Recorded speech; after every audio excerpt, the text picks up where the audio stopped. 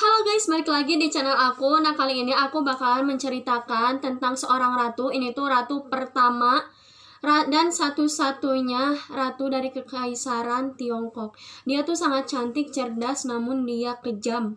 Walaupun dia sangat disukai oleh masyarakatnya karena dia tuh emang berpengaruh banget gitu ya, memajukan ekonomi masyarakat. Tapi dia tuh sangat kejam dan haus kekuasaan.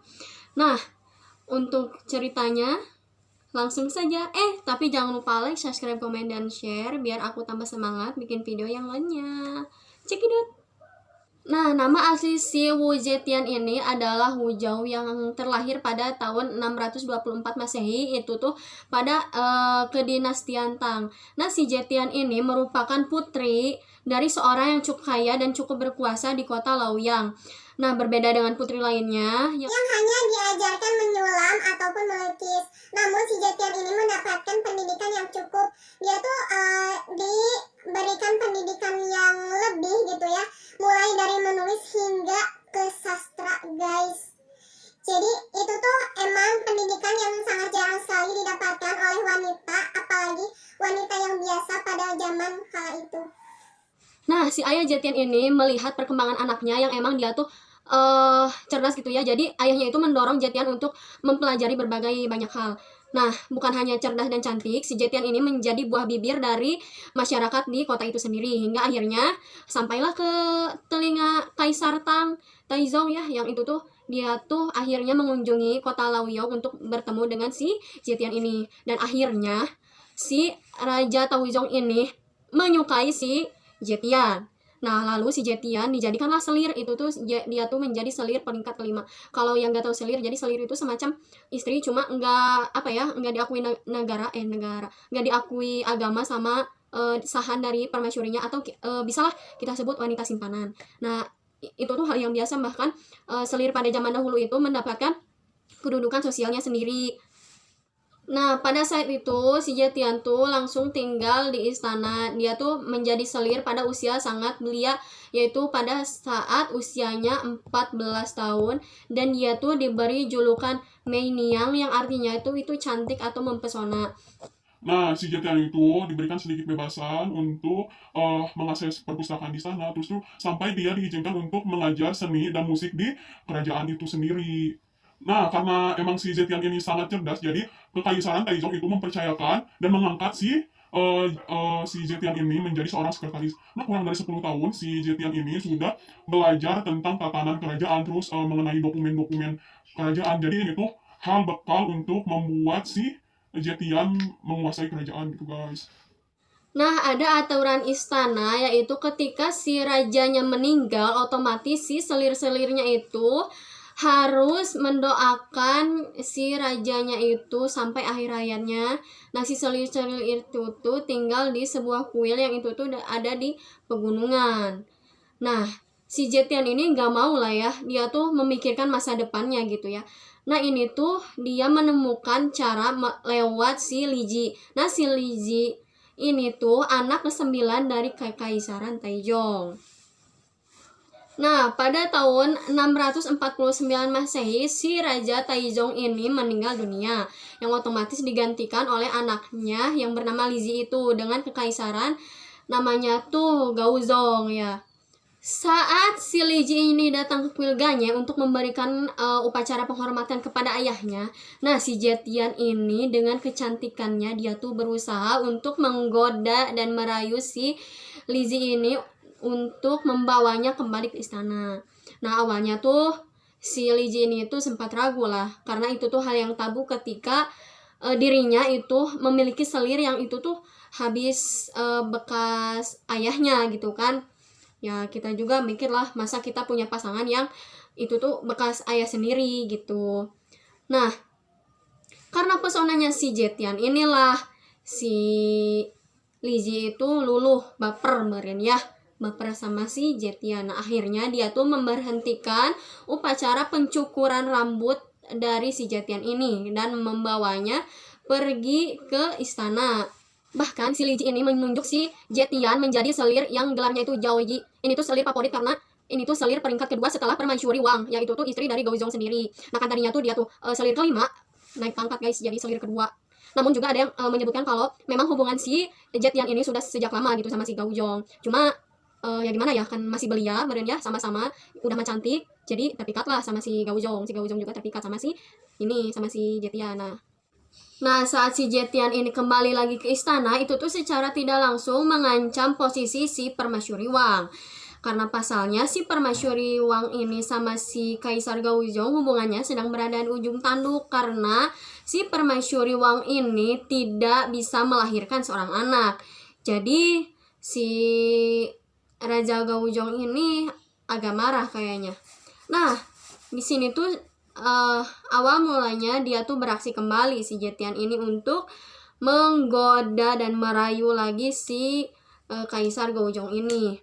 Karena emang konon raja tuh harus memiliki selir. Itu tuh fungsinya tuh ketika si permaisuri atau ratunya itu nggak bisa memiliki anak, nah si raja ini bisa melahirkan atau bisa mempunyai anak dari si selir ini. Tak lama, nah si Zetian ini dikaruniai 2 orang anak. Yang pertama itu si Li Hong, lahirnya tuh pada tahun 652 Masehi, dan si Li Xian lahir pada tahun 653. Nah, ini tuh secara otomatis bakalan langsung mengancam posisi si Ratu Wang. Karena pasalnya si Zetian ini udah merasa dia punya anak dari si Kaisar Gaozong ini. Namun posisi si Ratu Wang ini tuh sangat kuat karena mendapatkan dukungan dari keluarga istana. Di tahun 654, nah ini tuh kesempatan banget buat si Zetian menjatuhkan Ratu Wang. Karena pasalnya dia tuh punya lagi anak, tapi anaknya ini perempuan. Dengan misterius si anaknya ini mati guys, meninggal karena itu tuh dicekik. Nah, si Zetian ini menuduh Ratu Wang yang membunuh anaknya karena dengan alasan dia tidak mau tersaingi ataupun tidak mau disingkirkan posisinya oleh Zetian. Si Zetian juga bukan hanya menuduh Ratu Wang, tapi menuduh juga ibunya dan keluarga permaisuri lainnya dengan menggunakan sihir katanya. Karena itu tuh dia mau mencelakai dirinya dan juga anak-anaknya. Akibat tuduhan itu, Kaisar Gaozong marah dan mencopot gelar permaisuri kepada Ratu Wang itu dan mengusir Ratu Wang beserta keluarganya dari istana. Nah, setelah pengusiran itu, si Zetian ini tidak cukup berhenti di sini. Dia akan menggantikan posisi permaisuri Wang. Nah, dia memerintahkan untuk menghabisi si permaisuri Wang beserta keluarganya. Konon, pembunuhan si permaisuri Wang dan si ibunya ini itu tuh dengan cara yang keji, yang memotong tangan dan kakinya si permaisuri Wang juga ibunya. Nah, terus dia tuh dimasukin ke dalam kandang hewan dan juga setelah itu ditenggelamkan ke dalam danau. Ada juga yang mengatakan setelah dipotong tangan dan kakinya, itu si Ratu Wang dan si ibunya dimasukkan ke dalam tong atau tabung yang berisi minuman. Dia disimpan di sana sampai mati karena emang ketika dipotong tangan dan kakinya itu tuh si permaisuri Wang sama ibunya dalam keadaan masih hidup. Sementara kasus pembunuhan kepada anak wanitanya Zetian itu tuh belum terungkap.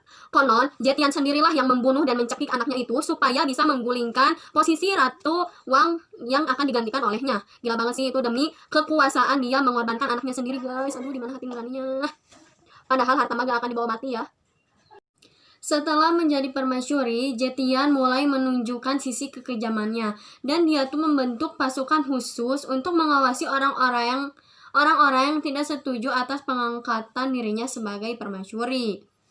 Nah, Jing Sun Wuji juga menjadi korban kebiadabannya si Zetian ini, karena Jing Sun Wuji adalah saudara ipar dari Kaisar Taizong dan sekaligus sekutu terdekat Kaisar Gaozong. Ini tuh si Wuji sangat tidak pro kalau si Zetian ini menjadi permaisuri. Nah, si Zetian ini pun merancang konspirasi untuk memfitnah si Wuji ini dengan bantuan sekutu si Zetian yang itu tuh dewan dari istana sendiri, dan akhirnya si Wuji pun berhasil dikenakan fitnah. Nah, itu tuh si Wuji gila banget sih, ini kan saudara sendiri suruh bunuh diri, gila. Terus jadi setelah mendengar berita itu, si Kaisar Gaozong ya drop lah kan ya, dia lumpuh buta hingga dia tidak bisa menjalankan tugas negaranya, yang akhirnya tugas negaranya itu diambil oleh si Zetian ini. Dia tuh mengambil administratif dan pengambilan keputusan.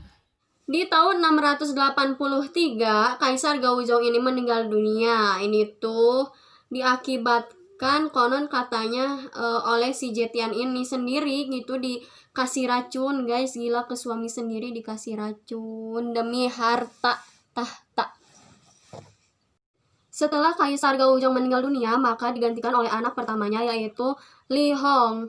Namun, si Li Hong ini lebih menuruti perkataan istrinya, Ratu Wei. Nah, ini tuh setelah si Li Hong menempati tahta, itu tuh kebanyakan dari kedudukan menteri kayak gitunya, jabatannya tuh banyak diduduki oleh keluarga dari si istrinya itu, Ratu Wei.